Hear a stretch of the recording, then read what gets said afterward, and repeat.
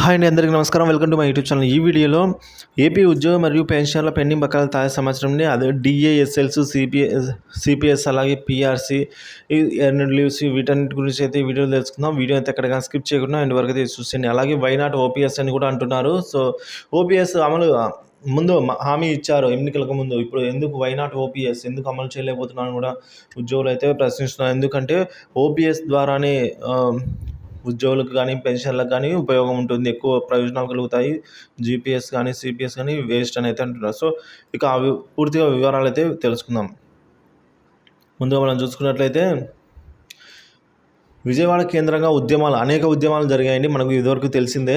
So Vijayawada రాజధాని కావడంతో వేలాది మంది ఉద్యోగులు నగర సమీపంలోనే నివసిస్తూ ఉన్నారండి. సో సుమారుగా దాదాపుగా 12,000 నుంచి 18,000 మంది సిపిఎస్ ఉద్యోగులు విజయవాడలోనే ఉంటున్నారని అంచనా. సో సిపిఎస్ రద్దు కోసం ఈ విధంగా విజయవాడ కేంద్రంగా అనేక ఉద్యమాలు చేశారు. రాష్ట్ర న్యాయస్థానం నుంచి అనుమతులు తీసుకొని మరీ ఉద్యమించారండి. విజయవాడ ధర్నా చౌక్లో గత ఏడాది సెప్టెంబర్ 15న పెద్ద ఎత్తున నిరసన కార్యక్రమాలు చేపట్టారు. ఈ సిపిఎస్ విధానాన్ని ఏదైతే ఉందో అది 2004 సెప్టెంబర్ 1 నుంచి అమలు చేశారు. దీనికంటే అంతకుముందు ఉన్న ఉద్యోగులకు పాత పెన్షన్ అంటే ఓపీఎస్ ఉండేది. సో 2004 సెప్టెంబర్ తర్వాత ఉద్యోగాలు చేరిన వారికి కూడా సిపిఎస్ వర్తిస్తోంది. కాబట్టి 2015 సంవత్సరంలో Andhra Pradesh contribution pension scheme association పేరిట ఒక సంఘం అయితే ఏర్పడింది. సో సిపిఎస్ రద్దు చేయాలనేది డిమాండ్ అయితే మొదలైంది ఆ సంఘం ద్వారా.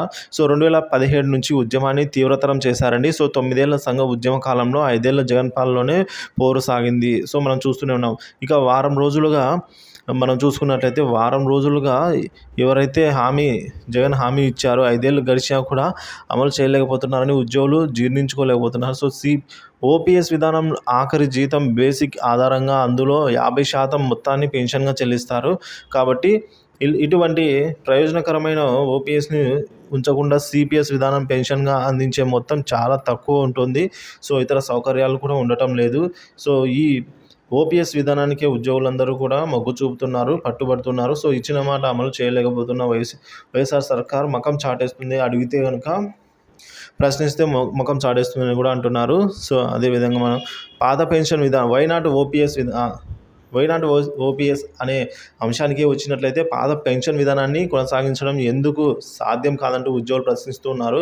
రాష్ట్ర వ్యాప్తంగా లక్షలాది మంది ప్రయోజనం చేకూర్చే ఈ ఓపీఎస్ విధానాన్ని రద్దు చేయడంపై అయితే మండిపడుతున్నారు ఉద్యోగులు. వైనాట్ ఓపీఎస్ అంటూ నినాదాలు చేస్తూ ఉన్నారు. తమ సమస్యల పరిష్కారం తొందరగా చూపాలని అయితే డిమాండ్ కూడా చేస్తూ ఉన్నారండి.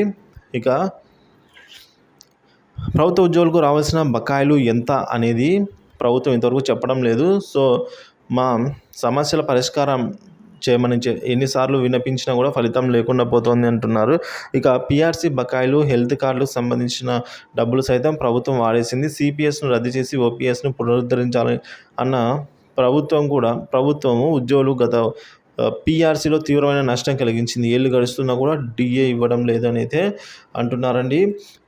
విద్యాసాగర్ గారు, ఏపీ ఎన్జిఓ పశ్చిమ శాఖ అధ్యక్షులు గారు అయితే ఈ విధంగా చెప్తున్నారు. ఇక కాలం వెల్లడీశారు అని అయితే అంటున్నారండి. భూపతిరాజు రవీంద్రరాజు రాష్ట్ర విఆర్ఓ సంఘ అధ్యక్షుడు. సో సీఎం అయ్యాక జగన్ సిపిఎస్ రద్దు చేస్తామన్నారు.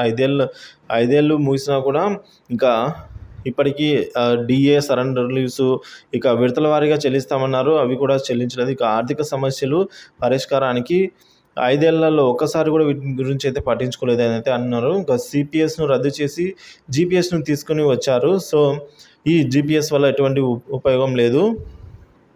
సో ఈ జీపీఎస్ అనేది ఎట్టి పరిస్థితుల్లో ఓపీఎస్కి రీప్లేస్ చేయలేదు, ఓపీఎస్కి సమానం కాదని అయితే ఉద్యోగ పెన్షన్లు అయితే అంటున్నారు. ఇదే అండి ఇప్పటివరకు తాజా సమాచారం ఇన్ఫర్మేషన్ నచ్చినట్లయితే వీడియో లైక్ చేయండి. Thank you for watching this video.